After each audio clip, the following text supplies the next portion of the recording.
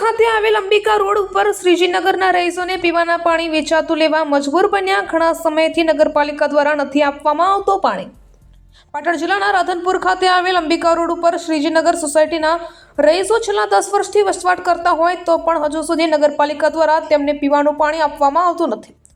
નગરપાલિકા પાસેથી પૈસા ભરી ટેન્કર મંગાવી પાણી પીવા શ્રીજીનગર સોસાયટીના રહીશો મજબૂર બન્યા છે। છેલ્લા ગુજરાત સરકાર અને ભારત સરકાર તથા નગરપાલિકા પાણી પુરવઠા વિભાગ પીવાનું શુદ્ધ અને ચોખ્ખું પાણી આપવા માટે મોટી મોટી વાતો અને જાહેરાતો કરે છે, પરંતુ રાધનપુરનો એક વિસ્તાર એવો છે જેને છેલ્લા 10 વર્ષથી નગરપાલિકા દ્વારા પીવાનું પાણી આપવામાં આવતું નથી।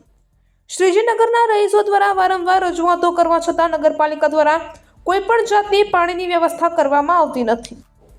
ત્યારે શ્રીજીનગરના રહીશો નગરપાલિકા પાસેથી પૈસા ભરી ટેન્કર માંગવા મજબૂર બન્યા છે। નગરપાલિકાને રહીશોએ પીવાનું પાણી પહોંચાડવાની જવાબદારી હોય છે, પરંતુ આ રહીશો પાસેથી નગરપાલિકા પૈસા વસૂલ કરીને ટેન્કર આપે છે, પરંતુ નગરપાલિકા તેની જવાબદારી નિભાવતી નથી અને પીવાનું પાણી આપતી ન હોય તેને લઈને શ્રીજીનગરના રહીશો શુદ્ધ અને ચોખ્ખું પાણી મળી રહે તેવી માંગણી કરી રહ્યા છે। શું શ્રીજીનગરના રહીશોને નગરપાલિકા પીવાનું પાણી આપશે કે છેલ્લા 10 વર્ષથી પાણીનો ઇંતજાર કરીને બેઠેલા રહીશો હજુ પણ પાણીનો ઇંતજાર કરવો પડશે? સોસાયટી અમારા મઘાપુરા રોડ રાધનપુર। મારું નામ ભેમાભાઈ જીવાભાઈ રબારી। અમે છેલ્લા 7 વર્ષથી આ સોસાયટીમાં રહીએ છીએ। નગરપાલિકામાં વારંવાર રજૂઆત કરવા છતાં કોઈ પણ એનો પાણીનો મને કોઈ રસ્તો પડ્યો નથી કે પાણીની કોઈ લાઈન આપી નથી। અને અમે ધારાસભ્ય સુધી રજૂઆતો કરી, કોઈ પણ કર્મચારી આગેવાન લોકસેવકો બધાને રજૂઆત કરી, પણ કોઈ અમારો આ પ્રશ્નનો નિકાલ થતો નથી। પાણીનો અમને પ્રશ્ન મોટો પ્રશ્ન છે, તો આ કને 20-25 ઘર રહેશે અંદાજે, પણ પાણીની વ્યવસ્થા કોઈ નગરપાલિકા કે મામલતદાર કચેરી કે કોઈ કરી આપી નથી। બોલો, મઘાપરાના રોડે રહ્યો છો અમે, શ્રીનગર રોડ અમારો સિસોટી, એમાં અમે 10 વર્ષથી રહ્યા છો। અહીંયા અમે ત્યાં પાણી હજી ભાળ્યું નથી। પાણીનો બહુ ત્રાસ છે, ત્યાં પાણી પીએ ત્યાં નાવે ધોવે એવું પાણીનું નથી। અમે કેટલી બધી અરજીઓ આપી, નગરપાલિકામાં ગયા, પણ અમને કાંઈ ઉતરવી વાતનો મળ્યો નહીં ભાઈ।